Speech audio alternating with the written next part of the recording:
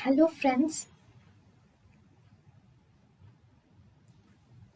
welcome to Creative Medicine. In this lecture, we will learn about. Hello friends, identify the instrument. So what is this instrument? Here what are you seeing? Here there is a spring. There is spring loaded handle is present.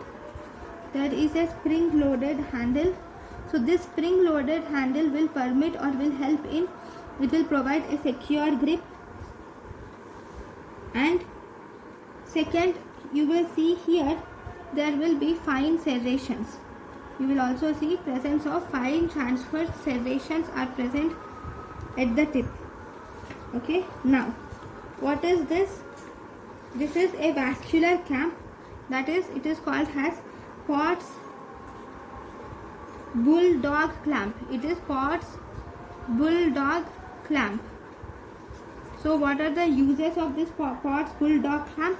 It is used for temporary occlusion of small peripheral blood vessels. It is used for temporary occlusion of small peripheral blood vessels. Okay, so this is a type of vascular clamp. So this is Potts bulldog clamp. Thank you.